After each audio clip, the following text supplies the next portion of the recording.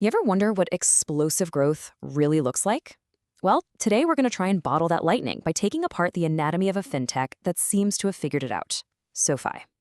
We're going to dig into the performance, the policy, and the pioneering tech that are all coming together to create something pretty remarkable.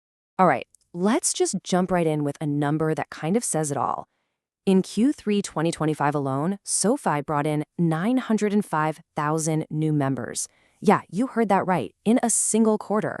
I mean, that's the kind of speed that makes Wall Street sit up and pay attention. It tells you something big is happening. And look, this isn't just about a cool app or some flashy ads. The real story here is how everything is coming together at once.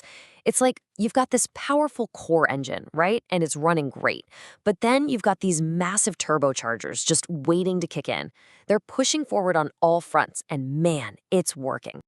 So first things first, let's pop the hood on this thing and see what's actually making it go.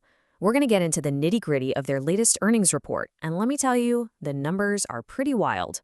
Okay, the big number that everyone's talking about, a record-breaking $962 million in net revenue for one quarter.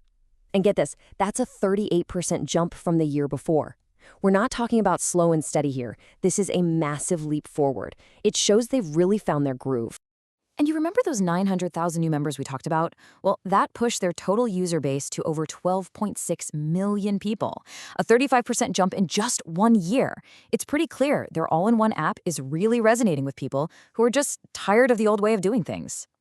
But here's the thing, it's not just about signing people up. Once they're in, they're using more stuff. The number of products being used, it jumped to almost 19 million. That's what investors call stickiness. It means people aren't just downloading an app and forgetting about it. Nope, they're making it a central part of how they manage their money. Okay, this table really lays it all out. Yeah, growing revenue by 38% is great for sure, but look at that net income line, a 129% explosion. I mean, it's one thing to grow your sales, right? It's a whole other level to more than double your actual profit. That tells you the business isn't just getting bigger, it's getting smarter and way more efficient. And you can hear it in what the CEO, Anthony Noto, is saying. He's not just patting his team on the back for a good quarter. He's basically saying this is just the beginning.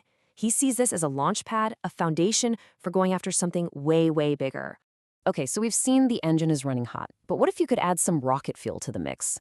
Let's switch gears for a minute and talk about a huge external factor that could completely change the game for SoFi. This is where politics and business collide.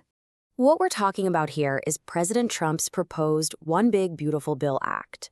And yeah, Wall Street is watching this one like a hawk because it could totally upend the entire student loan industry.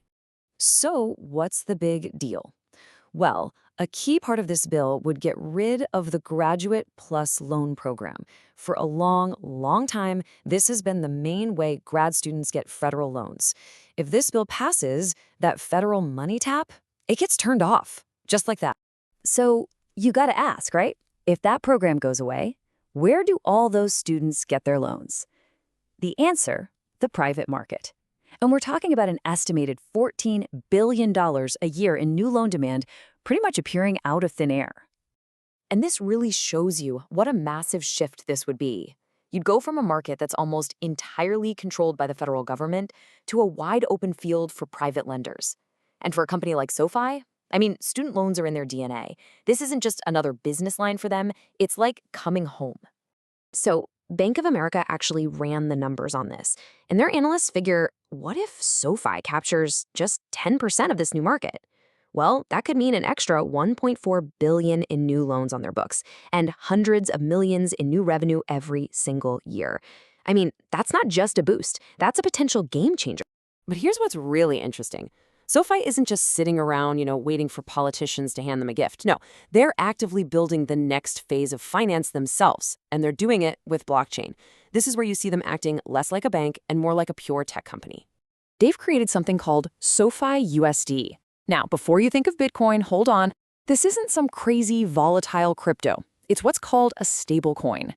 The whole idea is for it to be a digital version of the US dollar. One SoFi USD always equals one US dollar. And that stability is the key. It's what could make it a super useful tool for everyday things, like payments and loans. And this is really their secret sauce. What they're trying to do is take the best of both worlds. You get the speed of crypto, instant 24/7 transactions, but you combine it with the security and trust of a real regulated national bank. It's like they're trying to merge the Wild West of crypto with the safety of Wall Street. And again, listen to their CEO. He's not just experimenting with this stuff, he's all in. He calls blockchain a technology supercycle for finance. He thinks it can finally fix problems we've had for decades, like how slow and expensive it can be to move money around. Okay, let's pull back and put all these pieces together. We've talked about performance, policy, and technology. So what's the big picture here? What is SoFi actually building? It really comes down to these three things, right? First, you've got their core business, which is just firing on all cylinders. It's growing like crazy. Second, you have this massive potential political tailwind that could just accelerate everything. And third, they're making this huge, bold bet on where money is going next with blockchain. And this quote from a BofA analyst just nails it. They're not trying to be just another banking app on your phone. The ambition here is to become the American Express of our generation.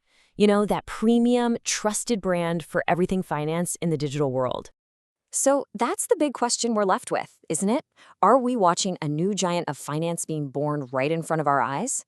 When you see that powerful engine, that potential tailwind, and that forward-looking tech all lined up, you have to wonder if this isn't just a company story, but maybe the blueprint for the future of finance itself.